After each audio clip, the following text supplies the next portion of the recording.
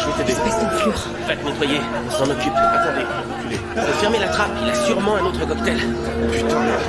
La policière voulait juste lui donner une leçon, mais le prisonnier attrape une serviette et la tient fermement pour cacher sa vue. Ce geste la met hors d'elle. Elle enfile ses gants et, ignorant les avertissements de ses collègues, Je suis déjà couverte de merde, ouvre! Non, ouvre pas la trappe, non. Toi, t'as besoin de te calmer. Ouais, c'est pas une bonne idée de pas...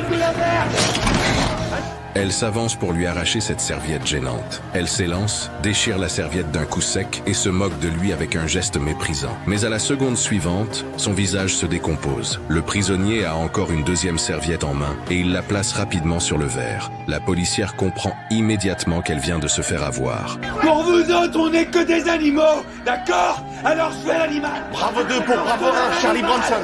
Alors que la policière quitte la pièce, le prisonnier devient complètement fou. Mais ses cris s'éteignent soudainement. Devant les menaces des SWAT, il simule la douleur et hurle fort. Mais quand il pense que la tempête est passée et qu'il va enfin pouvoir se coucher, le véritable supplice commence. 471, debout!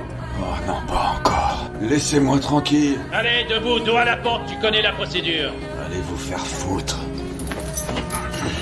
Chaque heure, les gardiens de prison le déplacent dans une nouvelle cellule, comme si cette torture était spécialement conçue pour lui. Voyant son état, les autres prisonniers commencent à faire une grève de la faim en signe de protestation. Ils ont peur qu'un jour, ils soient traités de la même manière. C'est le 5e jour. Vous savez ce qui se passe ensuite? T'arrêtes ta grève? Vous êtes tous des pourris. Les Américains, c'est que de la vermine. La policière sourit et murmure « Il n'y a pas qu'une seule manière de manger ».